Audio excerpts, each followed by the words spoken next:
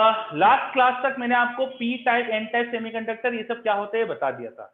अब आज हम स्टार्ट करने वाले हैं P N junction, which is the most important thing for semiconductor devices.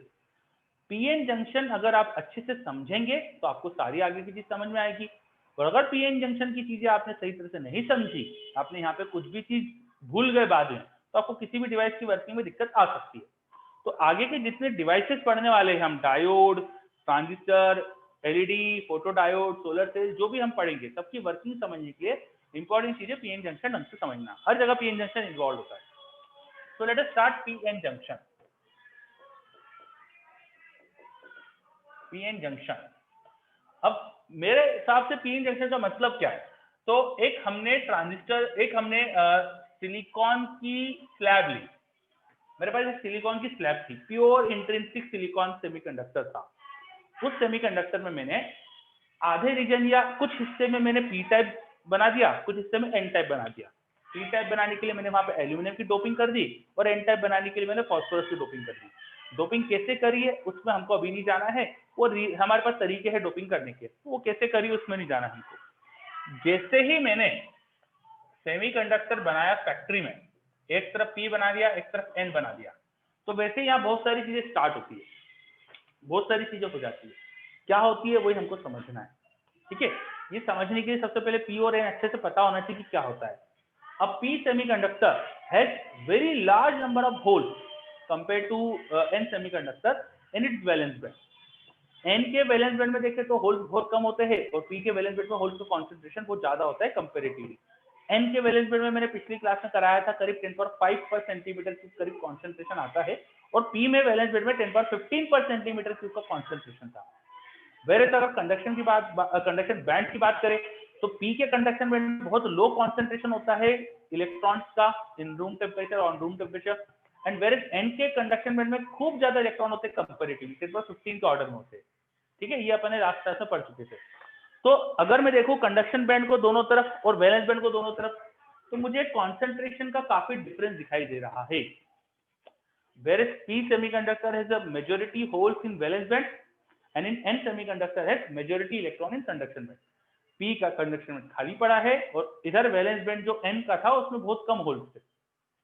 तो क्या होगा, एक बाउंड्री है, इधर बहुत सारे होल है P में नीचे वैलेंस बैंड में, उधर कंडक्शन बैंड में खूब सारे इलेक्ट्रॉन है N में, और इधर के दोनों चार्ज के ये इलेक्ट्रॉन फ्री टू फ्लो है, उधर वो होल फ्री टू फ्लो है। वो फ्री है फ्लो करने के लिए, और कॉन्सेंट्रेशन डिफरेंस दिख रहा है, तो डिफ्यूजन होगा। आपने गैसेस स्टेट में सुना होगा शायद डिफ्यूजन वर्ड, यस सर, है ना। तो यहाँ पे डिफ्यूजन प्रोसेस स्टार्ट हो जाएगी। चलो मैं थोड़ा सा डायोड को बड़ा दिखा, ये जो मैंने दिखाया है स्लैब, इसको थोड़ा बड़ा दिखा देता हूँ ताकि चीजें आपको दिखने में आसान हो जाए, ठीक है। इधर जो मैं वैलेंस बैंड कंडक्शन में थोड़ा आइडिया देता हूँ आपको, ये हटा देते हैं। सपोज ये कंडक्शन बैंड था, ये वैलेंस बैंड था, तो जो P था उसके वैलेंस बैंड में खूब सारे होल थे, ये मैंने होल दिखाया यहाँ पे P में, और उधर होल ही नहीं थे, वहां इक्का दुक्का होल है। और कंडक्शन बैंड में बात करें तो यहाँ पे P में बहुत सारे इलेक्ट्रॉन है कंडक्शन बैंड में, और यहाँ से इलेक्ट्रॉन बहुत कम है। So there is huge concentration difference between the free electrons in conduction band and free electron in P in conduction band. तो उसकी वजह से क्या होता है, जो N के फ्री इलेक्ट्रॉन थे वो डिफ्यूज होकर P में आने लगते, और P के जो फ्री होल थे वो डिफ्यूज होकर N में जाने लगते। जंक्शन के इधर और उधर कॉन्सेंट्रेशन डिफरेंस है, तो इसलिए डिफ्यूजन प्रोसेस स्टार्ट हो जाती है। बोलिए, जैसे ही हम पीएन जंक्शन बनाएंगे फैक्ट्री में, वैसे ही ये होना स्टार्ट हो जाएगा। वेट क्यों करेगा ये? जैसे प्योर एंड सेमीकंडक्टर बना एक सेमीकंडक्टर के ब्लॉक में, तो वैसे ही प्रोसेस चालू हो जाएगी। तो due to huge concentration difference, मुझे बहुत ज्यादा इलेक्ट्रॉन दिख रहे होंगे जो कंडक्शन बैंड से वैलेंस बैंड जाने की कोशिश कर रहे हैं, और उधर वैलेंस बैंड से कंडक्शन बैंड, वैलेंस बैंड से इधर के वैलेंस बैंड में होल्स आ रहे हैं। Due to this flow of charges, I will observe an current, मुझे करंट दिखेगा यहाँ पे। Due to this flow of charges मुझे करंट दिखेगा, होल्स उधर जा रहे हैं तो उधर ही करंट, इलेक्ट्रॉन इधर आ रहे हैं तो उधर ही करंट, तो मुझे करंट दिखने लगा यहाँ। इसको मैंने नाम दिया डिफ्यूजन करंट, आई डिफ्यूजन। जैसे ही फैक्ट्री में पी एन सेमीकंडक्टर बनाया वैसे ही डिफ्यूजन करंट उसमें स्टार्ट हो जाएगा। बताओ समझ में आ रहा है ये? Yes, sir. Yes sir. अब पी सेमीकंडक्टर अपने आप में इलेक्ट्रिकल न्यूट्रल होता है, एन सेमीकंडक्टर अपने आप में इलेक्ट्रिकल न्यूट्रल होता है। यहाँ जितने एटम्स थे उनके जो न्यूट्रॉन, उनमें जो न्यूक्लियस पे जितना पॉजिटिव चार्ज था उससे इलेक्ट्रॉन बाहर घूम रहे थे, उधर भी जितने एटम्स थे वो भी न्यूट्रल थे, तो उधर भी बराबर बैलेंसिंग चल रही थी। लेकिन अब क्या हो रहा है देखो जरा ध्यान से, एन में से जो इलेक्ट्रॉन है निकल के पी में जा रहे है ना, एन के रीजन में से इलेक्ट्रॉन पी में जा रहे हैं और होल पी से एन आ रहे हैं। अच्छा होल मतलब अब्सेंस ऑफ इलेक्ट्रॉन, वो अब्सेंस इधर आ रही है मतलब इलेक्ट्रॉन तो उधर जा रहा है। वैलेंस बैंड में इलेक्ट्रॉन की अब्सेंस आ रही है मतलब एक तरह से वैलेंस बैंड का इलेक्ट्रॉन उधर जा रहा है। तो ओवरऑल देखिए तो मुझे इलेक्ट्रॉन का फ्लो दिख रहा है फ्रॉम एन टू पी, मतलब यहाँ के एटम्स में से इलेक्ट्रॉन जा रहे हैं पी में, तो पी रीजन में मुझे इलेक्ट्रॉन्स का नंबर बढ़ते दिखेगा और एन रीजन में इलेक्ट्रॉन्स का नंबर कम होते दिखेगा। इसलिए मुझे एन रीजन में यहाँ आयन बनते दिखेंगे पॉजिटिव आयन, और पी रीजन में मुझे नेगेटिव आयन बनते दिखेंगे। ठीक है, तो पी रीजन में मुझे यहाँ पर जैसे ये डिफ्यूजन प्रोसेस स्टार्ट हुई वैसे ही मुझे यहाँ पर नेगेटिव आयन का बनना स्टार्ट होते दिखेगा और उधर पॉजिटिव आयन का बनना स्टार्ट होते दिखेगा। जैसे ही डिफ्यूजन प्रोसेस होगा वैसे ही यहाँ पे आयंस का बनना स्टार्ट हो जाएगा। सही बात है? ठीक है, अब ये आयंस जो बने इनकी वजह से इलेक्ट्रिक फील्ड तो आएगी।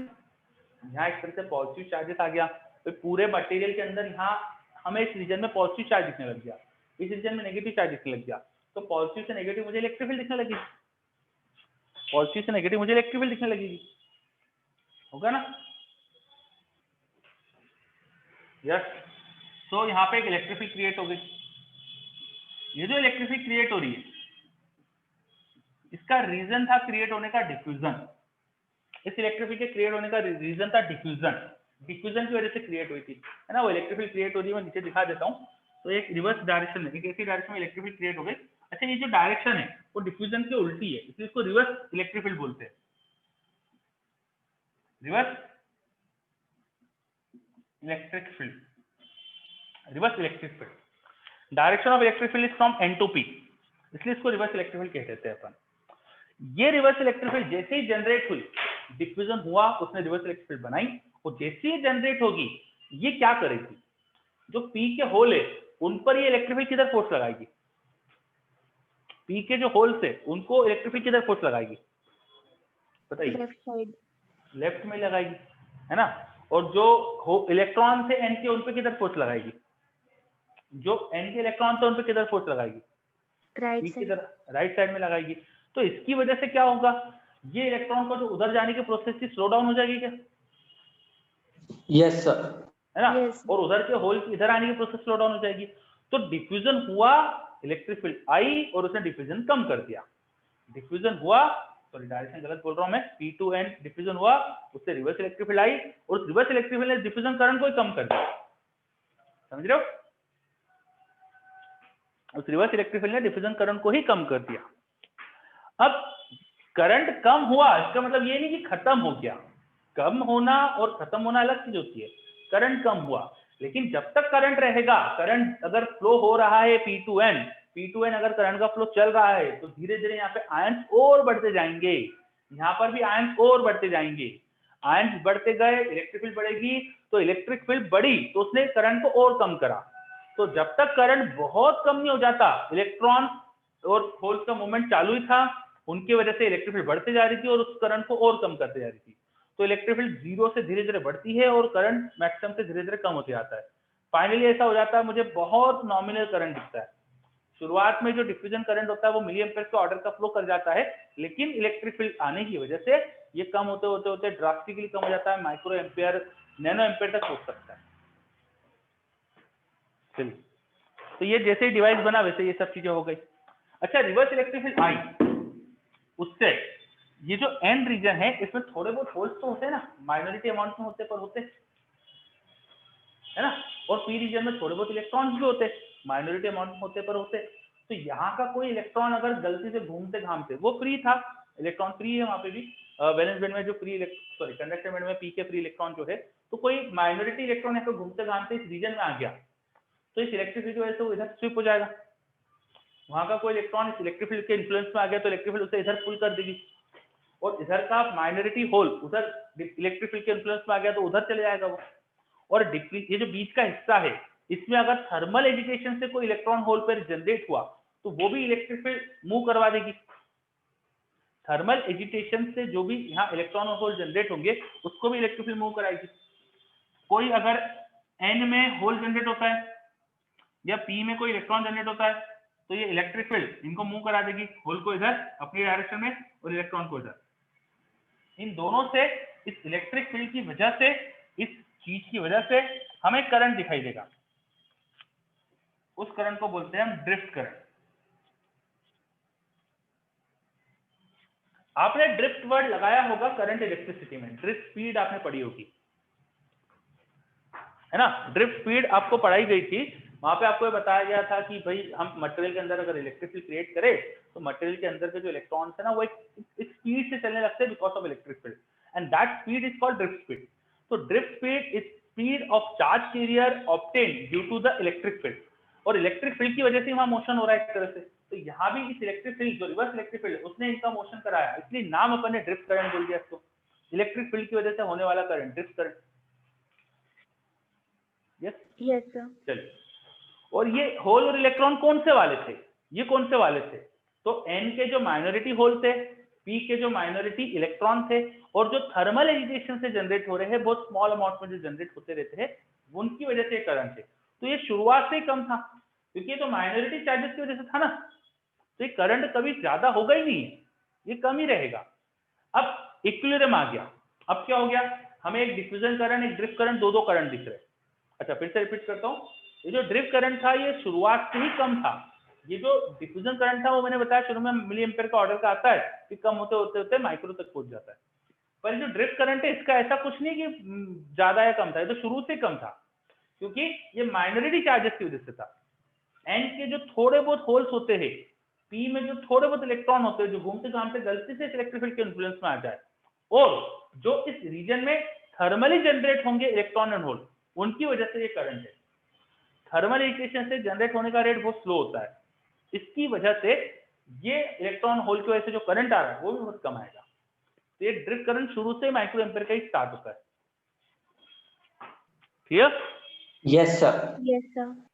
Now, so I have a diffusion current, a drift current in opposite direction, और ये मिली एम्पेयर से चालू होते हुए कम हो गया, माइक्रो तक पहुंच गया, और ये माइक्रो से स्टार्ट हुआ, तो दोनों की वैल्यू जब इक्वल आ जाएगी, दोनों की वैल्यू इक्वल मैच कर गई, वो डिफ्यूजन कम होते जा रहा है, और इलेक्ट्रिक फील्ड ड्रिफ्ट जो है वो तो है ही, डिफ्यूजन कम होते होते जब इसके बराबर हो गया तो दोनों इक्वल एंड अपोजिट, नेट में मुझे करंट खत्म दिख जाएगा, नेट में कोई जीरो करंट हो जाएगा फिर इक्विलिब्रियम में, है ना।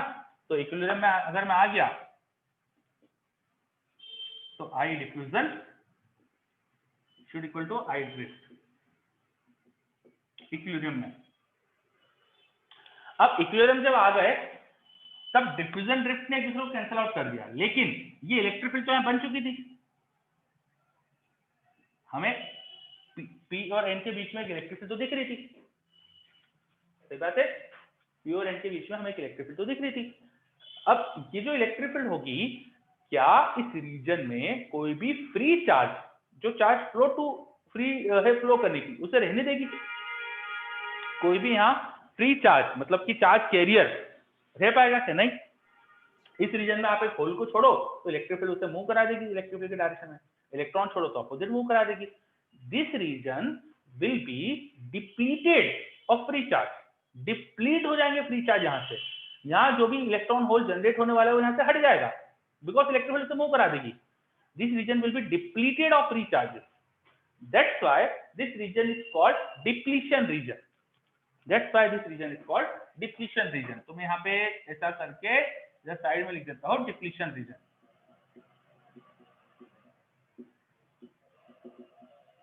Depletion region, the region between P and N, the boundary region between P and N will have only bound ions, ये आयन से बाउंड है, ये मूव नहीं कर सकते, तो these are called bound charges। तो बाउंड चार्जेस होते हैं यहाँ पे, यहाँ फ्री चार्जेस नहीं रह सकते बिकॉज यहाँ इलेक्ट्रिक फील्ड है। तो this region is called depletion region. So as soon as a PN junction is formed in factory, ये सब हो जाता है। जैसे ही PN जंक्शन बना, इसमें कोई टाइम नहीं लगता, ये सब फ्यू मिली सेकेंड्स में होके हमें फाइनली जो दिखता है। अब ये सब होने के बाद मुझे जो दिखा वो ये डायग्राम, मुझे इधर P में खूब सारे होल दिख रहे हैं, इधर N में खूब सारे इलेक्ट्रॉन दिख रहे हैं, और बीच में एक रीजन दिख रहा है दैट इज डिप्लीशन रीजन। यहाँ होल खूब सारे हैं, यहाँ इलेक्ट्रॉन खूब सारे हैं, और बीच में कोई चार्ज कैरियर ही नहीं है। ये होल्स की इच्छा उधर जाने की, पर ये इलेक्ट्रिक फील्ड उन्हें रोक रही है। इन इलेक्ट्रॉन की इच्छा उधर जाने की, पर इलेक्ट्रिक फील्ड रोक रही है। बहुत जो हाई एनर्जी के होल्स होंगे और वो जो हाई एनर्जी के इलेक्ट्रॉन्स होंगे, यहाँ के हाई एनर्जी के इलेक्ट्रॉन इस इलेक्ट्रिक फील्ड को क्रॉस करके जा सकते हैं, उधर के हाई एनर्जी के होल्स इधर क्रॉस करके आ सकते हैं। तो इसकी वजह से मुझे थोड़ा सा डिफ्यूजन करंट दिख रहा होगा, बिकॉज जो बहुत हाई एनर्जी के चार्ज कैरियर होंगे बहुत कम अमाउंट में होंगे। एंड सिमिलरली थोड़े बहुत जो यहाँ थर्मल एजिटेशन से चार्ज कैरियर जनरेट होंगे, इलेक्ट्रॉन एंड होल जो भी जनरेट होंगे डिप्लीशन लेयर, वो इलेक्ट्रिक फील्ड से मूव कर जाएंगे, तो उसकी वजह से मुझे ड्रिफ्ट करंट दिखेगा। और इक्विलिब्रियम में दोनों बराबर, तो फाइनली मुझे ऐसा लगेगा ही नहीं कि कुछ करंट फ्लो कर रहा है। मुझे इधर P इधर N और बीच में इलेक्ट्रिक फील्ड का रीजन, और मुझे सब कुछ स्टैटिक दिखेगा, मुझे ऐसा लगेगा नहीं ओवरऑल कुछ करंट फ्लो आ रहा है। ठीक है, तो ये जैसे ही जंक्शन बना फैक्ट्री में वैसे ये सब हो गया। ओके, अब अगर मैं डिवाइस के अंदर जाते हुए मैं देखूं कि इलेक्ट्रिक फील्ड का क्या है, तो इलेक्ट्रिक फील्ड यहाँ से यहाँ 0, फिर अचानक रिवर्स इलेक्ट्रिक फील्ड आ गई, फिर 0। तो हम डिवाइस में चलते चलते हम ग्राफ बना सकते हैं। हम अगर इलेक्ट्रिक फील्ड वर्सेस डिस्टेंस का ग्राफ बनाएं, तो शुरू में मुझे इलेक्ट्रिक फील्ड 0 दिख रही है, फिर अचानक से डिप्लीशन लेयर में इलेक्ट्रिक फील्ड आ गई, फिर 0 हो गई। तो बीच में जो रीजन दिखा है जहां मैंने इलेक्ट्रिक फील्ड दिखाई है वो डिप्लीशन लेयर है, दिस इज डिप्लीशन लेयर, और एग्जैक्टली उसके बीच में मैक्सिमम होगी, क्योंकि बीच में बाउंड्री के इधर सबसे ज्यादा नेगेटिव चार्ज, उधर सबसे ज्यादा पॉजिटिव चार्ज, तो एकदम बीच में सबसे ज्यादा इलेक्ट्रिक फील्ड। मैं अगर पोटेंशियल ड्रॉप देखूं,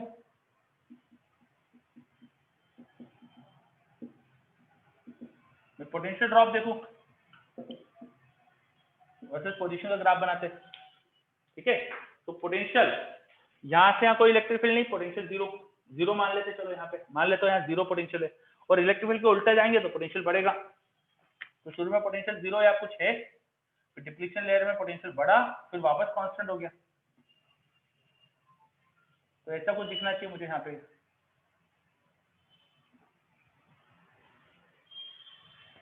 पोटेंशियल वर्सेस पोजीशन का ग्राफ मुझे ऐसा कुछ मिलना चाहिए, कांस्टेंट, डिप्लीशन लेयर में बढ़ा, फिर कांस्टेंट।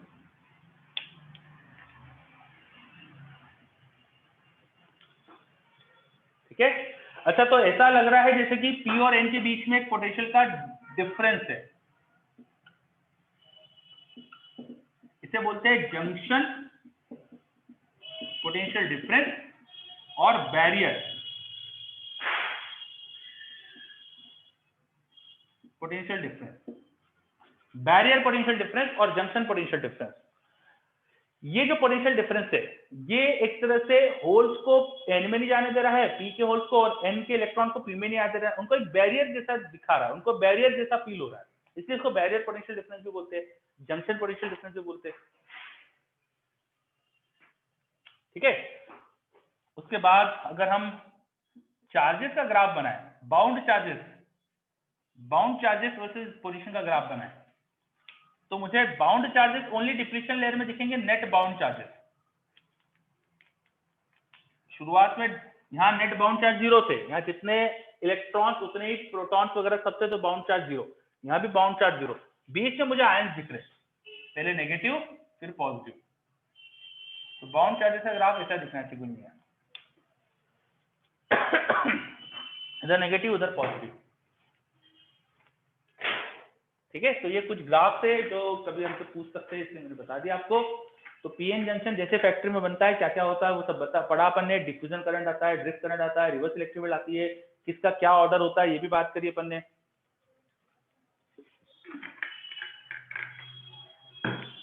ओके, अब मेरे कुछ क्वेश्चन है आपसे। ये जो डिफ्यूजन करंट है ये बहुत ज्यादा था शुरुआत में, पर इसे कम किसने कर दिया? डिफ्यूजन करंट बहुत ज्यादा, electric field, reverse electric field में, बिल्कुल सही, रिवर्स इलेक्ट्रिक फील्ड में। ये जो ड्रिफ्ट करंट है वो शुरुआत से कम ऑर्डर का होता है। क्यों कम ऑर्डर का होता है? माइनर चार्जेस, माइनॉरिटी चार्जेस की वजह से, बिल्कुल सही, माइनॉरिटी की वजह से, बिल्कुल सही। और भी रीजन था, सिर्फ माइनॉरिटी थोड़ी था। थर्मल थर्मली एजिटेटेड इलेक्ट्रॉन्स कम होते हैं, बिल्कुल मतलब सही, कम बनते हैं। बिल्कुल सही। थर्मल एक्साइटेशन बहुत स्लो अमाउंट में होता है, इसलिए कोई ज्यादा चार्ज के लिए बन नहीं पाते, इसलिए डिप करंट कम रहता है। ओके, तो अपन ने डिफ्यूजन, ड्रिफ्ट ये सब चीज क्लियर कर ली और पीएन जंक्शन एक तरह से पूरा पढ़ लिया। छोटी छोटी सी चीजें और बाकी रह गई, बता देता हूँ मैं। जो डिप्लीशन लेयर रहती है ना, इसकी विड्थ का जो ऑर्डर आता है वो माइक्रोमीटर्स का आता है, माइक्रोमीटर, है ना। क्यों? माइक्रोमीटर्स का ऑर्डर होता है इसकी विड्थ का, ठीक है। एंड ये दोनों तरफ पेनिट्रेट करी हुई है, इसका कुछ हिस्सा पी में है, कुछ हिस्सा एन में है। तो इसका जो पी में रीजन है, मान लीजिए विड्थ ऑफ डिप्लीशन लेयर को मैं WD से दिखाऊं, WD से दिखाऊं इसको, विड्थ ऑफ डिप्लीशन लेयर को मैं सपोज WD से दिखा रहा हूं, तो WD का कुछ हिस्सा देखिए पी में है और कुछ हिस्सा इसका एन में है, सही है।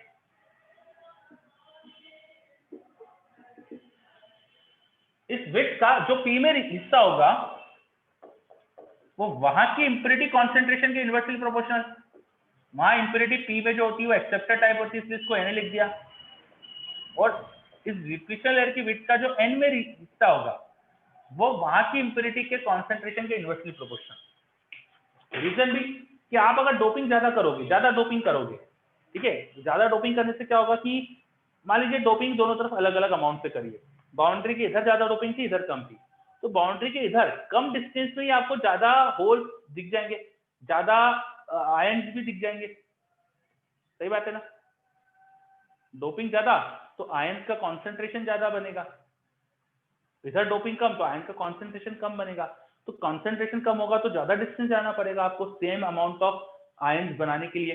भाई जितने यहाँ से इलेक्ट्रॉन गए एन से उतने पी में आएंगे, तो पी में हमें ज्यादा डिस्टेंस, अगर डोपिंग ज्यादा थी तो ज्यादा डिस्टेंस नहीं जाना पड़ेगा इन आयन्स को, हमें इलेक्ट्रॉन्स को होल्स में रिकम्बाइन कराने के लिए, और इधर ज्यादा डिस्टेंस से आएंगे वो, तो इसलिए जिधर डोपिंग कम उधर डिप्लीशन लेयर की भी ज्यादा पेनिट्रेट करेगी, ठीक है। Yes, okay. तो ये कुछ चीजें अपन ने पढ़ी है अभी, इसमें सारी चीजें अभी एग्जैक्ट काम नहीं आएगी, पहले फिर से बता देता हूं मैं। जो डिप्लीशन लेयर रहती है उसका कुछ रीजन पी में कुछ एन में होता है, मतलब डिप्लीशन लेयर थोड़ा थोड़ा दोनों तरफ है ना, थोड़ा पी में थोड़ा एन में। एकदम बाउंड्री पे थोड़ी थिकनेस है इसकी, तो थोड़ा इसका थिकनेस का हिस्सा पी में थोड़ा एन में, तो किधर कितना है वो डिपेंड करेगा कि वहां की इंप्योरिटी कॉन्सेंट्रेशन क्या था। डोपिंग जितनी ज्यादा करो डिप्लीशन लेयर थिन बनती है, डोपिंग कम करो डिप्लीशन लेयर ब्रॉड बनती है। एक तरफ डोपिंग ज्यादा एक तरफ कम करो तो उससे क्या होता है, जिधर डोपिंग कम वहां डिप्लीशन लेयर ज्यादा पेनिट्रेट करती है, ज्यादा विड्थ डिप्लीशन लेयर की वहां होती है, और डोपिंग जिधर ज्यादा वहां डिप्लीशन लेयर कम विड्थ की होती है। रीजन भी दोनों तरफ इक्वल आयन कॉन्सेंट्रेशन चाहिए आपको, क्योंकि यहाँ के इलेक्ट्रॉन उधर जा रहे तो जितने यहाँ के इलेक्ट्रॉन गए उतने उधर आए, यहाँ जितने पॉजिटिव आयन दिखेंगे उतने यहाँ नेगेटिव आयन दिखेंगे। अब वहां अगर डोपिंग कॉन्सेंट्रेशन ज्यादा था, पी में मान लीजिए ज्यादा था, तो कम डिस्टेंस में ही आपको इन इलेक्ट्रॉन्स को रखने वाले होल मिल जाएंगे, सही है, क्योंकि कॉन्सेंट्रेशन ज्यादा था। तो पर यूनिट वॉल्यूम अगर अपन को what is return below PD, what is return below PD, क्या लिखा है मैंने, पीडी जंक्शन पोटेंशियल डिफरेंस और barrier potential difference, junction potential difference और बैरियर पोटेंशियल डिफरेंस, ये जो पोटेंशियल डिफरेंस है इसको कहते हैं जंक्शन पोटेंशियल डिफरेंस और बैरियर। चलिए वापस मैं आता हूं, विड्थ दोनों तरफ अनइक्वल हो सकती है डिपेंडिंग अपॉन इंप्योरिटी कॉन्सेंट्रेशन क्या है। आप अगर ज्यादा इंप्योरिटी डालेंगे तो कम डिस्टेंस में आपको ज्यादा आयंस मिल सकते हैं, इसलिए विड्थ डिप्लीशन लेयर की वहां कम पेनिट्रेट करेगी। Is it clear? ओके, चलिए, तो ये हमने पीएन जंक्शन को फैक्ट्री में जैसे बनता है क्या क्या होता है सारी चीजें देखी। Now let's move ahead to diode. अब हम पढ़ते हैं डायोड। ये पूरा वर्किंग अच्छे से याद होना चाहिए बच्चों, ये एक एक चीज याद होना चाहिए, अब कभी नहीं भूलना है, ये सारी चीजें आगे हर जगह अप्लाई होगा, तो ये वर्किंग को अच्छे से याद रखना है, ठीक है। एनसीईआरटी में सब दिया है, आप इसको बार बार रिकैप करिए एनसीईआरटी से। चलिए अब स्टार्ट करते हैं हम diode.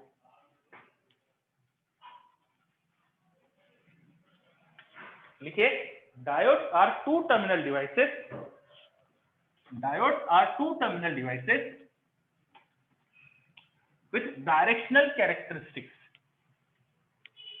Diodes are two terminal devices with directional characteristics. Diode दो टर्मिनल वाले डिवाइस होते हैं, रेजिस्टेंस भी दो टर्मिनल का डिवाइस है, रेजिस्टेंस में भी दो टर्मिनल होते हैं, डायोड में भी दो होते हैं। फर्क क्या है, रेजिस्टेंस को चाहे ऐसे लगाओ चाहे ऐसे लगाओ, घुमा के लगाओ, कोई फर्क नहीं पड़ता, डायोड को फर्क पड़ता है। तो डायोड की कैरेक्टरिस्टिक डायरेक्शनल होती है, ठीक है। अब डायोड कितने टाइप के, तो बहुत सारे टाइप के डायोड होते हैं। हमारे कोर्स में सिर्फ एक ही डायोड दिया गया है, सेमीकंडक्टर डायोड। हमें कोई डायोड पूछेगा तो हम एक ही चीज बोलेंगे, सेमीकंडक्टर डायोड, पर एक्चुअली डायोड बहुत सारे होते हैं, ठीक है। हम जो पढ़ने वाले हैं वो है पी एन जंक्शन डायोड। तो हम डायोड की एक वैरायटी पढ़ने वाले हैं, which is P N junction diode. तो दुनिया में सिर्फ यही डायोड नहीं होता है, बहुत सारे डायोड है, ठीक है। हमारे कोर्स में केवल पीएन जंक्शन डायोड। अब पीएन जंक्शन डायोड क्या होता है, तो थोड़ी देर पहले पीएन जंक्शन पढ़ा, वही है बेसिकली डायोड, कुछ नहीं है, बस उसको अपन है ना सर्किट में कनेक्ट कर सकते हैं। इसलिए वहां पे मैंने ना कुछ इलेक्ट्रोड दे दिए, भाई ये यहाँ पर एक मेटल की ऐसी प्लेट लगाई, यहाँ भी मेटल की प्लेट लगाई, और ये मैंने ऐसे टर्मिनल बना दिए, वायर बना दी। तो ये पी, ये एन, इसमें बीच में डिप्लीशन लेयर बन जाती थी, तो डिप्लीशन लेयर दिखा देता हूं मैं। तो बस ये पीएन जंक्शन का जो मेरा जो था ना सेमीकंडक्टर, उसमें दोनों तरफ मैंने मेटल कनेक्शन लगा दी थी ताकि सर्किट में जोड़ सकूं।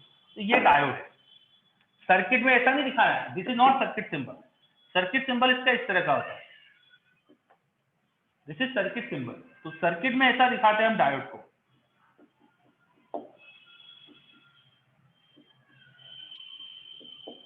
मार्केट में खरीदने जाओगे ना तो वो ना तो ऐसा दिखेगा ना ऐसा दिखेगा। मार्केट में आप खरीदने जाओगे तो आपको ऐसा सिलेंडर जैसा दिखता है डायोड, ठीक है। नॉर्मली उस सिलेंडर को ब्लैक कलर कर देते हैं और उसमें समझ में आए कि किधर पी किधर एन है, इसलिए एक तरफ सिल्वर कलर कर देते हैं। तो एक तरफ पूरा ब्लैक करा हुआ है, ठीक है, और दूसरी तरफ कलर समझ में आए इसलिए सिल्वर कर दिया। तो ऐसा दिखता है। मार्केट में खरीदने जाओगे तो आपको ऐसा चीज दिखेगी। आप बोलोगे इलेक्ट्रॉनिक्स वाले को कि मुझे डायोड दे दो, तो वो आपको पूछेगा कौन सा डायोड चाहिए, क्या चाहिए, वो नॉर्मल सिलिकॉन डायोड दे दो, ठीक है। तो आपको ऐसी चीज पकड़ाएगा, है ना। आपको एक छोटा सा सिलेंडर दिखेगा जिसमें दो मेटल वायर दिख रहे होंगे, उस सिलेंडर में आपको दिखेगा एक तरफ सिल्वर करा हुआ है और बाकी जगह ब्लैक है। नॉर्मली ऐसा होता है। भाई कंपनी कितने का आता है, बहुत सस्ते होते हैं भाई, बनने में तो 5 पैसे का बन जाता है, पर मार्केट में आपको कोई देगा नहीं 5 पैसे में, चलेगा ही नहीं 5 पैसे, तो आपको 50 पैसे 1 रुपए ऐसा दे सकता है। और डिपेंडिंग अपॉन भैया दुकान वाला कैसा है, उसकी चालक होगा ज्यादा 10 रुपए का पकड़ाएगा, ठीक है। कीमत बहुत कम होती है, 5 पैसे के करीब कॉस्ट है, समझे, है ना। ओके चलिए, सो ये एक्चुअल अंदर के स्ट्रक्चर हो गया, ये सर्किट सिंबल हो गया, और ऐसा दिखता है ना। अब इसको सर्किट में कनेक्ट कैसे कर सकते हैं, तो डायोड में दोनों साइड अलग अलग चीजें देखो, एक तरफ पी एक तरफ एन। तो मैं एक पी पे हायर पोटेंशियल लगाऊं कि एन पे लगाऊं, ये हिसाब से इसके हिसाब से डायोड की वर्किंग अलग होती है। तो किस पर हायर पोटेंशियल लगा रहे हैं ये हम कहते हैं बायस करना। हम किस टर्मिनल को हायर पोटेंशियल लगा रहे हैं उसको हम वर्ड यूज करते हैं बायस। बायस, तो बायसिंग करना कहा जाता है। डायोड के टर्मिनल से पोटेंशियल डिफरेंस लगाना मतलब बायसिंग करना। बायसिंग दो तरीके से की जा सकती है। एक तरीका फॉरवर्ड, मतलब कि potential of P terminal higher रखो पोटेंशियल ऑफ एन टर्मिनल से, और दूसरा होता है रिवर्स, मतलब कि potential of N terminal higher रखो पोटेंशियल ऑफ पी टर्मिनल से। मतलब मैं सर्किट डायग्राम से दिखाऊं अगर, तो ये मैंने डायोड लिया और बैटरी लगाई इस तरह से। देखिए डायोड का जो इधर जो ट्रायंगल वाला जो हिस्सा है ना, इधर पी होता है, दूसरी तरफ एन होता है। तो देखिए अभी उधर डायग्राम में ध्यान से देखिए, मैंने पी की तरफ बैटरी का हायर पोटेंशियल वाला टर्मिनल जोड़ा है, तो ये डायोड फॉरवर्ड बायस में, इसको बोलेंगे कि फॉरवर्ड बायस करा है। और अगर उल्टा कर दूं मैं तो उसे बोला जाता है कि रिवर्स बायस करा है, उसे बोला जाता है रिवर्स बायस करा है। नीचे वाला डायग्राम हो गया रिवर्स बायसिंग का। बोले बायसिंग का मतलब समझ में आया क्या होता है? बायसिंग वाला सर्किट में कनेक्ट करने का तरीका, तो दो तरह से बायस किया जा सकता है, फॉरवर्ड या रिवर्स। दोनों में वर्किंग अलग होती है, इसलिए दोनों अच्छे से अलग अलग याद रखना है हमको। चलिए अब दोनों की वर्किंग अच्छे से समझते हैं, ठीक है। वर्किंग, तो डायोड मतलब अंदर जो होता है डिवाइस, उससे समझेंगे चीजों को हम। एक पीएन जंक्शन होता है, diode is nothing but a PN junction. PN junction में हमने थोड़ी देर पहले पढ़ा था कि उसमें एक डिप्लीशन लेयर बन जाती है जिसमें रिवर्स इलेक्ट्रिक फील्ड होती है। तो let us draw depletion layer and reverse electric field. Because of that reverse electric field diffusion current आ नहीं पाता है, ज्यादा डिफ्यूजन होने की टेंडेंसी है। इधर के होल जाना चाहते हैं वहां पर जा नहीं पा रहे, उधर के इलेक्ट्रॉन यहाँ आना पाते पर आ नहीं पा रहे because of this reverse electric field. Now you are applying an external potential difference. आप इसमें एक्सटर्नल पोटेंशियल डिफरेंस लगा रहे हैं, यहाँ हायर या लोअर, इन फॉरवर्ड बायसिंग। उससे क्या होगा, पोटेंशियल डिफरेंस लगाना मतलब कि अंदर एक इलेक्ट्रिक फील्ड क्रिएट कर रहे हो आपका हायर पोटेंशियल या लोअर पोटेंशियल या, तो एक इलेक्ट्रिक फील्ड क्रिएट होगी अंदर। बिल्कुल सही। आपने जो एक्सटर्नल पोटेंशियल डिफरेंस लगाया उसकी वजह से एक एक्सटर्नल इलेक्ट्रिक फील्ड आपने क्रिएट करी यहाँ पे इस तरह से, ठीक है। रेड कलर में रिवर्स इलेक्ट्रिक फील्ड दिखाई थी और ग्रीन कलर में एक्सटर्नल इलेक्ट्रिक फील्ड, या एक्सटर्नल इलेक्ट्रिक फील्ड और रेड में रिवर्स इलेक्ट्रिक फील्ड। EJ लिख देता हूं जंक्शन वाली इलेक्ट्रिक फील्ड की, EJ। अब जो रिवर्स इलेक्ट्रिक फील्ड है उसके अपोजिट है, देखिए एक्सटर्नल इलेक्ट्रिक फील्ड। तो एक्सटर्नल इलेक्ट्रिक फील्ड क्या करना चाहेगी, ये एक्सटर्नल इलेक्ट्रिक फील्ड क्या करना चाहेगी बताइए, ये एक्सटर्नल इलेक्ट्रिक फील्ड क्या करना चाहेगी, फेवर डिफ्यूजन। बिल्कुल सही, डिफ्यूजन को फेवर करेगी ये, है ना। अच्छा ड्रिफ्ट कम होगा, डिफ्यूजन बढ़ेगा, ड्रिफ्ट कम होगा, ठीक है। डिफ्यूजन बढ़ने की टेंडेंसी आएगी, ड्रिफ्ट की कम होने की टेंडेंसी आएगी। बिल्कुल सही।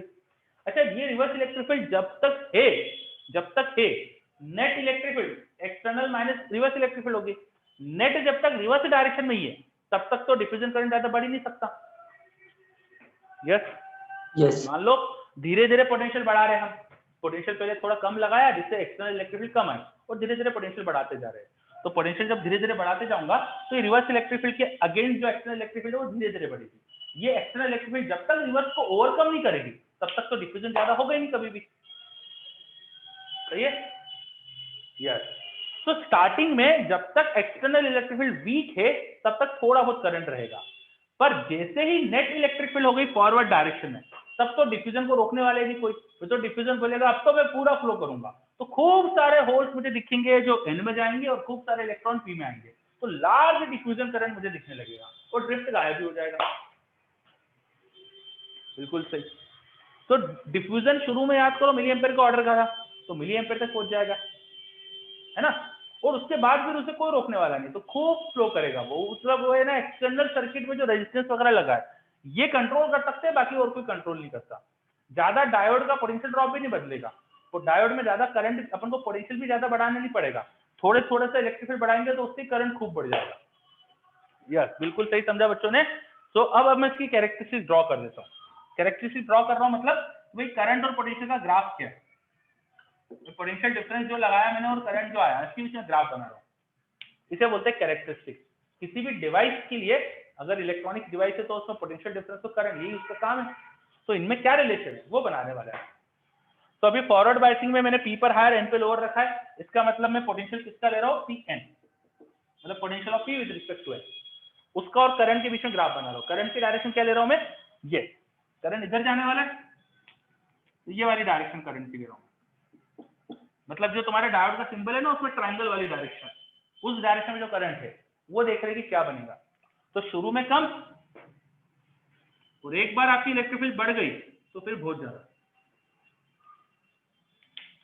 ग्राफ समझ में आया क्या? वो मैंने एक पॉइंट तक तो करंट को कम रखा, करंट थोड़ा सा दिखाया पर कम रखा। क्यों दिखाया करंट? क्योंकि थोड़ा सा डिफ्यूजन करंट आ सकता है, जब तक रिवर्स इलेक्ट्रिक फील्ड है ज्यादा नहीं आएगा पर थोड़ा तो आएगा। और जैसे रिवर्स इलेक्ट्रिक फील्ड खत्म हो गई उसके बाद तो कोई रोकने वाला ही नहीं करंट को, फिर तो थोड़ा भी इलेक्ट्रिक फील्ड बढ़ाओगे तो करंट बहुत बढ़ेगा, तो उसके बाद बहुत स्टीप ग्राफ, क्योंकि पोटेंशियल अब जरा जरा से बढ़ाने पे करंट बहुत बढ़ेगा।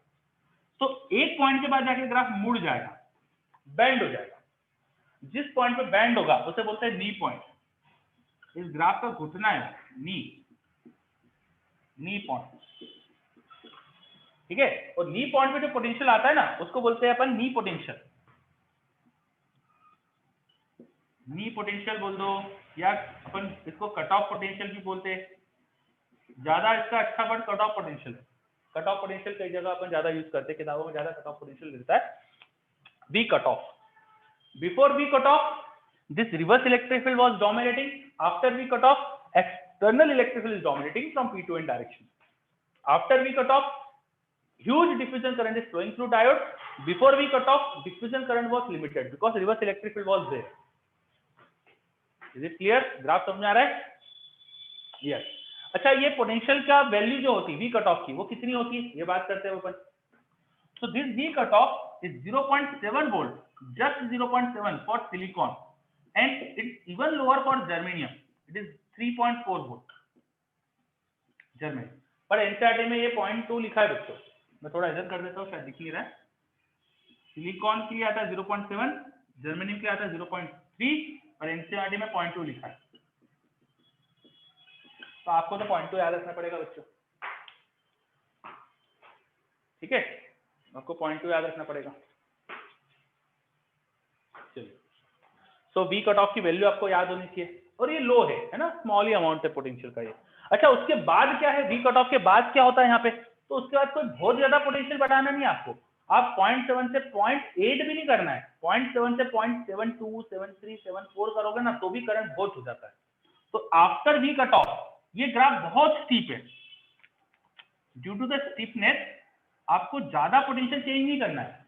आप बहुत स्मॉल मिली वोल्ट के ऑर्डर का चेंज करो, 10 millivolt, 20 millivolt, 30 millivolt, इतना बढ़ाओ तो आपको करंट में काफी इंक्रीमेंट दिखेगा. और यहाँ करंट का जो ऑर्डर होता है मिली एम्पेयर का आता है. सेमीकंडक्टर में करंट तो मिली एम्पेयर का आता है. यहाँ कंडक्टिविटी ऐसा बहुत होती नहीं है, इसलिए मिली एम्पेयर करंट ही रहता है. चलो, ये समझ में आ रहा है कि graph? Yes sir. Yeah.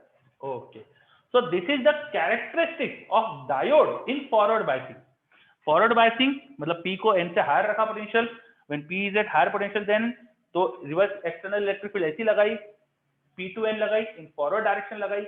Reverse direction के इलेक्ट्रिक फील्ड को खत्म कर सकती है अगर हम पोटेंशियल डिफरेंस सफिशिएंट लगा दे. तो before a potential difference current negligible है, after a potential difference current huge है. ये फॉरवर्ड बायस की अपन ने कैरेक्टरिस्टिक्स देखी. अब रिवर्स बायसिंग में आ जाते हैं. चलो, रिवर्स बायसिंग में आ जाते हैं. तो फॉरवर्ड बायसिंग की वर्किंग हो गई. अब रिवर्स बायसिंग की वर्किंग क्या होगा? रिवर्स बायसिंग में आप गेस कर सकते हो अब तो सब.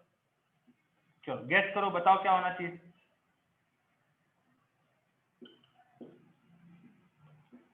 बोलो. डिफ्यूजन करंट कभी भी नहीं दिखेगा. डिफ्यूजन करंट कभी भी नहीं दिखेगा मतलब? सर अपोजिट डायरेक्शन में दिखेगा ड्रिफ्ट करंट. यस, डिफ्यूजन खत्म ही हो गया. बिल्कुल सही, ड्रिफ्ट दिखेगा. क्या मैं कुछ बच्चे बोल रहे हैं ग्राफ को बिल्कुल उल्टा बना दूं, ऐसा कर दूं क्या? No sir. नहीं, क्यों? सही आंसर सही आपका. क्यों? सर पहले थोड़ा सा तो वो फ्लो कर ही रहा था. क्या थोड़ा सा फ्लो कर रहा था? सर सर्किट में भी तो करंट होगा. क्या, फिर से बोलिए.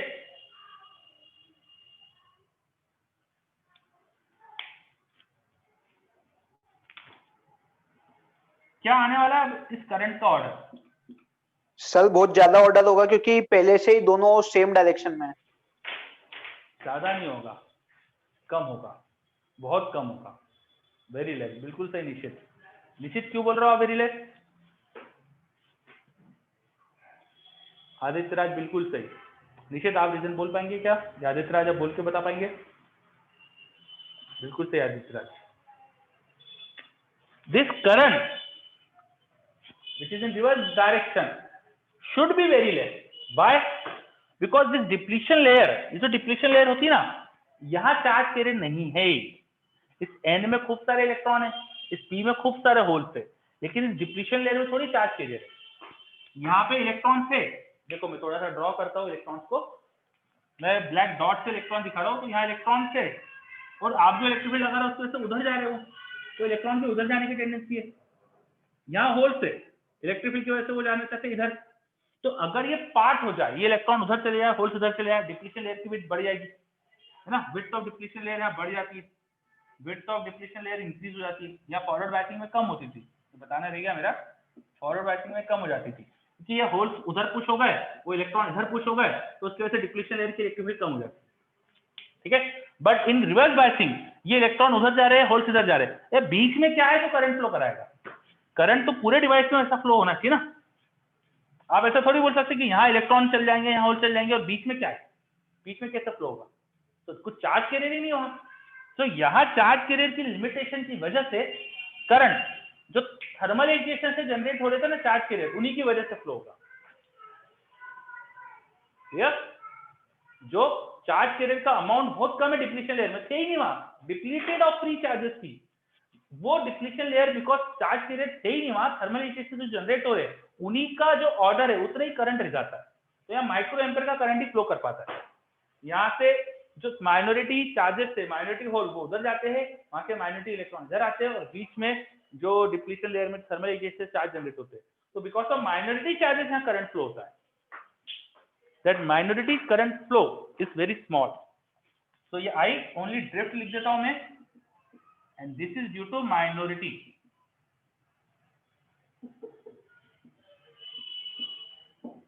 Charges and this should be very low. So मैं अगर यहाँ VI कैरेक्टरिस्टिक्स में करंट दिखाऊं तो मुझे बहुत small current, almost zero current दिखाना चाहिए, ऐसा दिखाना चाहिए मुझे ग्राफ। यहाँ पे माइक्रो एम्पेयर का ऑर्डर का करंट आता है। जर्मेनियम डायोड में माइक्रो एम्पेयर आता है, सिलिकॉन में तो और कम आता है। जर्मेनियम में माइक्रो एम्पेयर, सिलिकॉन में और भी कम, 10⁻⁶ एम्पेयर जैसे जर्मेनियम में, तो सिलिकॉन में 10⁻⁷ -8 ऐसा आ जाता है। चलिए ये ऑर्डर इतना इंपॉर्टेंट नहीं है, नंबर ही कोई नहीं पूछेगा आपसे, पर हाँ ये करंट बहुत कम है, ये आपको पता होना चाहिए। Okay, is it clear? Yes sir. हाँ अच्छा, यहाँ पे मैंने एक पॉइंट और बताया आपको कि डिप्लीशन लेयर की जो विड्थ होती है फॉरवर्ड बायसिंग में कम हो रही है, रिवर्स बायसिंग में बढ़ रही है।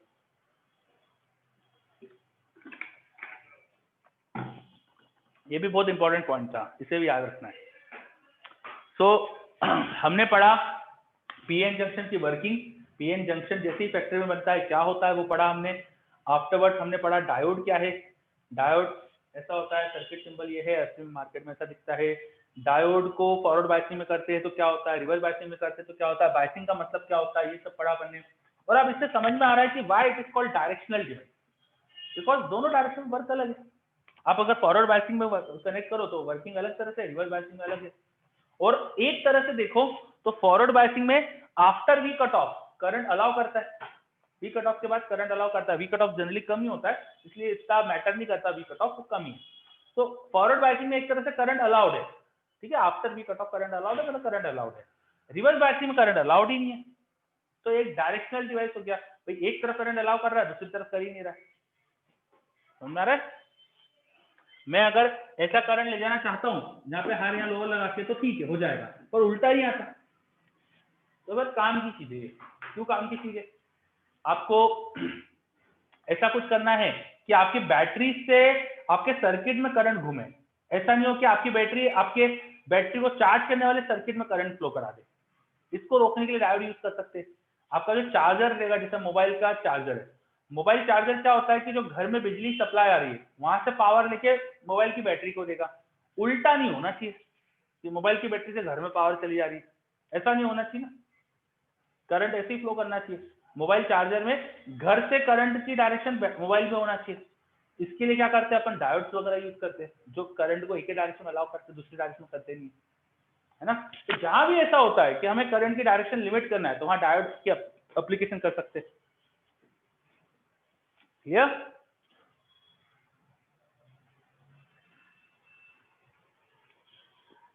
चलिए अब देख लीजिए एक बार, कुछ भी पूछना है जल्दी से।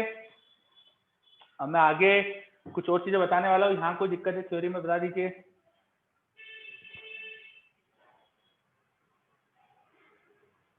Why there was a V cut off? हाँ बोलिए सर। तो यहाँ जो अपना फॉरवर्ड बायसिंग था उसमें चार्जेस थे जो करंट अलाउ हो रहा था वहां पे, जैसे यहाँ पे हमने बोला कि डिप्लीशन लेयर में चार्जेस नहीं है इसलिए यहाँ पे फ्लो नहीं हो सकता। तो वहां पे क्यों हो जा रहा था? क्योंकि ये जो होल्स है वो आएंगे ना यहाँ पे, वो होल्स का मूवमेंट इधर है, मेजॉरिटी होल्स का। सर तो वहां पे अपोजिट डायरेक्शन में, तो अपोजिट डायरेक्शन में फ्लो। यहाँ पे बीच में नहीं आ रहा ना कुछ, जो होल्स का मूवमेंट है उधर हो गया, जो इलेक्ट्रॉन इधर आ गया, बीच में क्या आया? कुछ भी नहीं। ओके सर, है ना। यहाँ माइनॉरिटी चार्जेस है ना वो फ्लो करते हैं, जो एन के माइनॉरिटी होल्स है वो इधर चले आते हैं, पी के माइनॉरिटी इलेक्ट्रॉन्स इधर आते हैं, तो माइनॉरिटी इलेक्ट्रॉन्स का फ्लो ऐसा चलने लगता है और एन के मैग्नेटिक होल्स का फ्लो ऐसा चलने लगता है, समझे? Okay sir. ओके चलिए, शेष पूछ रहा है विड्थ क्यों बढ़ रही है यहाँ पर? विड्थ क्यों बढ़ रही है डिप्लीशन लेयर की, बता देते हैं फिर से। जब रिवर्स बायसिंग करी, थोड़ा सा इलेक्ट्रिक हटाता हूँ मैं, दिखे अच्छे से ताकि आपको,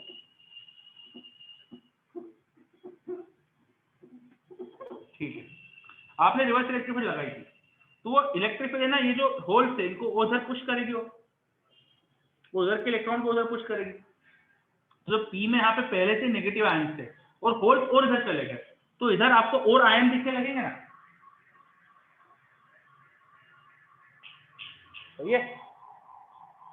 सिमिलरली वहां पॉजिटिव आयन दिखने लगेंगे क्योंकि इलेक्ट्रॉन उधर पुश हो गए, तो डिप्लीशन लेयर की बढ़ गई।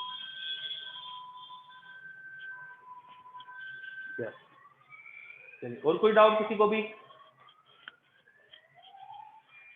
देख लीजिए अच्छे से, कुछ भी हो पूछ लीजिए।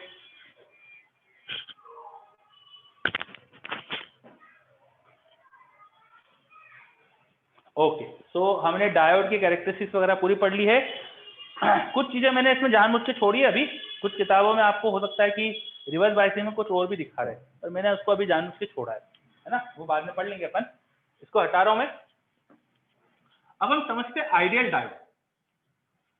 Ideal diode it's just a conception, एक थ्योरी है आइडियल डायोड की, बाकी ऐसा एक्चुअली में कुछ होता नहीं है।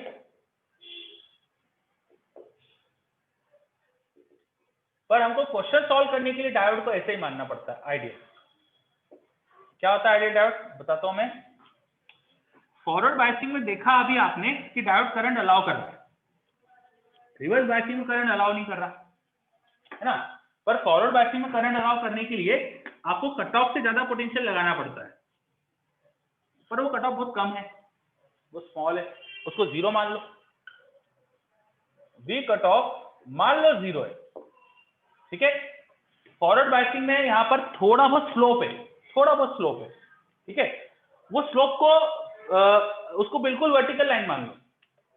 सो R in forward biasing, resistance in forward biasing 0 मान लो।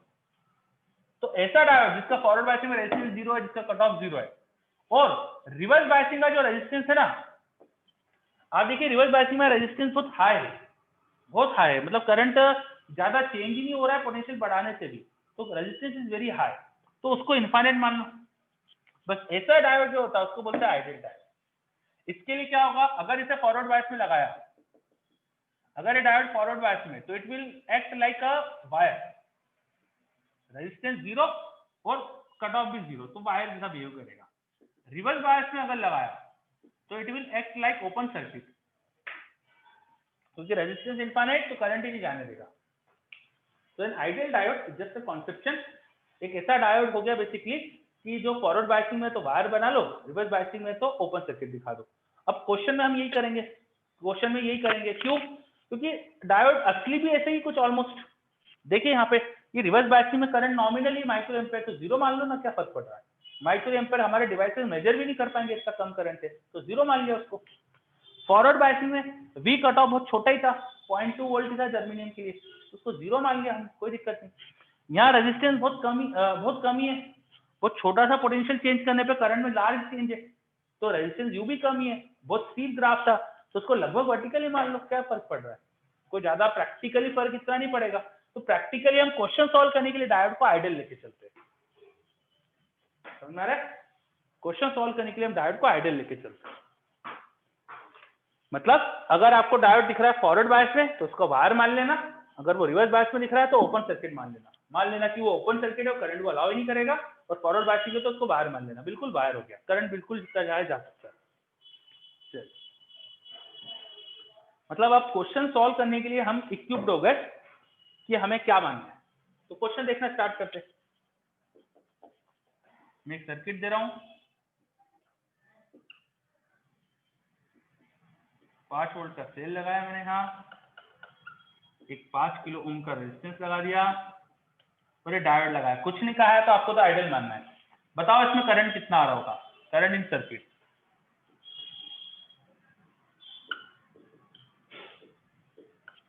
बहुत ही आसान क्वेश्चन, करंट इन सर्किट पूछा है, बताइए। बिल्कुल सही देवांश, आदित्य राज बिल्कुल सही, ऋषभ बढ़िया,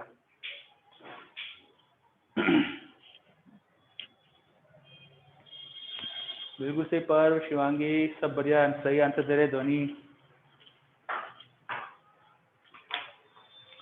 ऋषित सही है। चलिए, तो ये डायोड आप ध्यान से देखो तो फॉरवर्ड बायस में इसके पी पर हायर पोटेंशियल जा रहा है, एन पे लोअर जा रहा है, तो फॉरवर्ड बायस में, तो ये फॉरवर्ड बायस में, तो इसको आप वायर जैसा मान लो, एज्यूम किया वायर है, तो वायर है तो ऐसा करंट जाएगा 5/5 1 मिली एम्पियर का करंट आ जाएगा। आंसर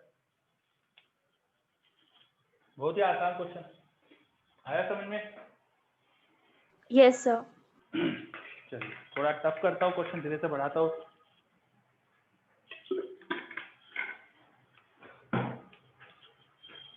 अगला क्वेश्चन,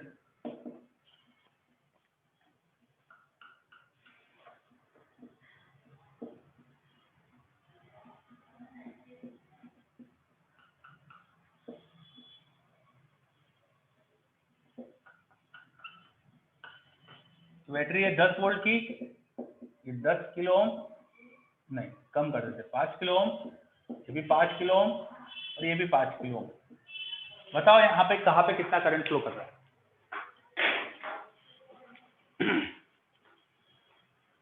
इस सर्किट में कहाँ कितना करंट फ्लो कर रहा है? सकल का आंसर आया मेरे पास, देवांश का भी आया है।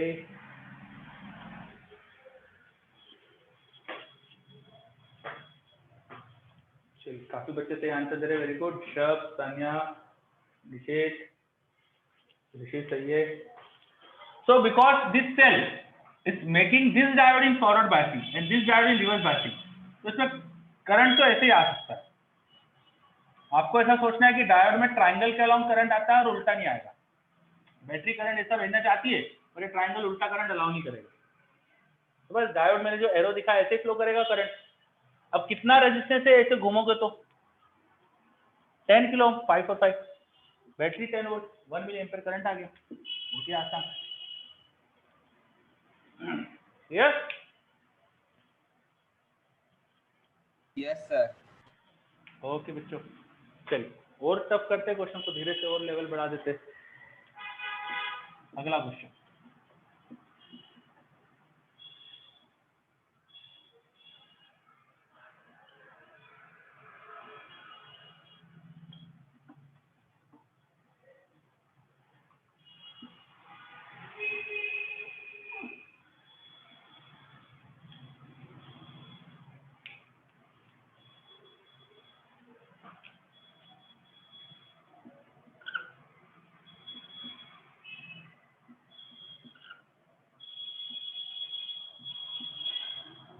ये रेजिस्टेंस किलो ओम में सारे,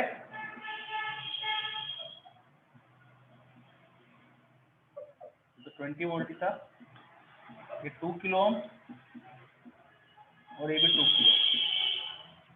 बताइए कहाँ से कितना करंट जा रहा होगा?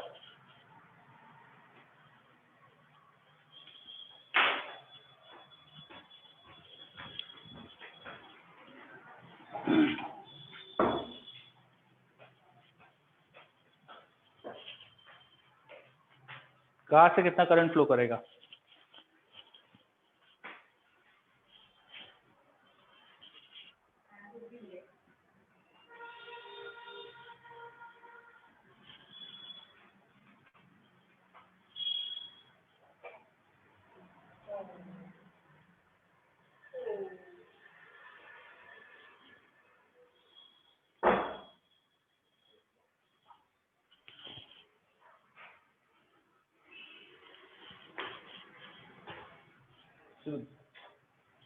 मधुर गलत है जवाब।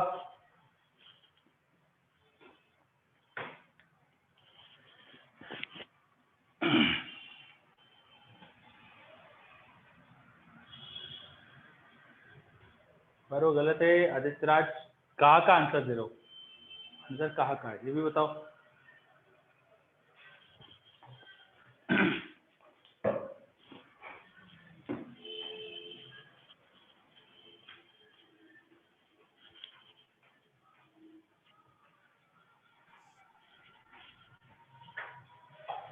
मधुर कहाँ का आंसर है? नहीं, मुकुंद गलत है, अजित राज गलत है,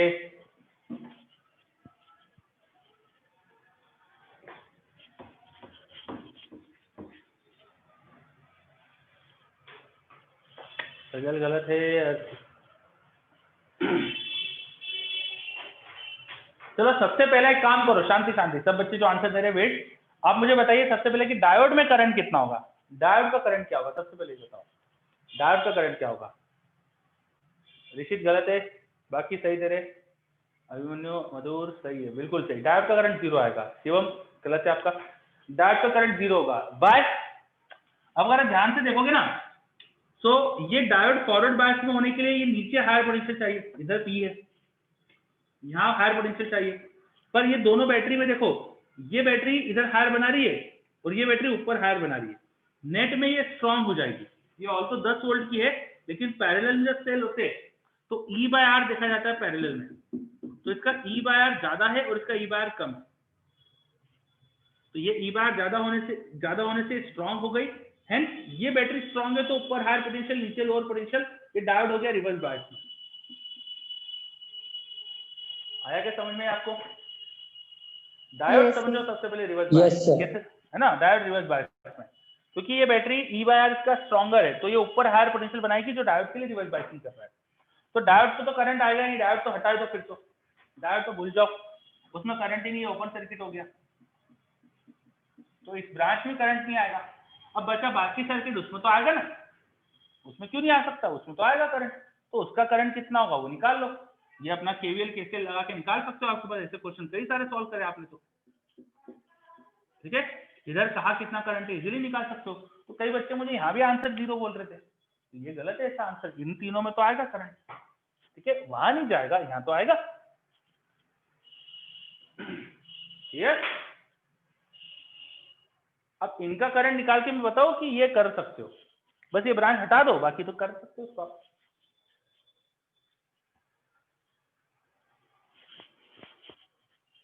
चलिए अब इसको करना आपको आता है, तो मैं सोच रहा हूँ कि इसको आप पे छोड़ दूँ अब मैं, चलेगा क्या? आप पे छोड़ूंगा तो? Yes sir. ओके ठीक है, फिर आगे बढ़ते। तो अब अगला क्वेश्चन पे आता हूं मैं, ध्यान से समझना क्वेश्चन है ना।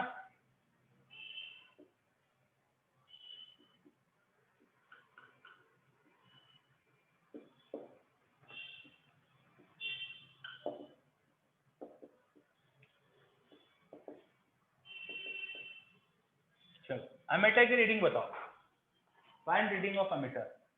क्वेश्चन में पूछा है find reading of ammeter, ammeter की क्या रीडिंग है बताओ।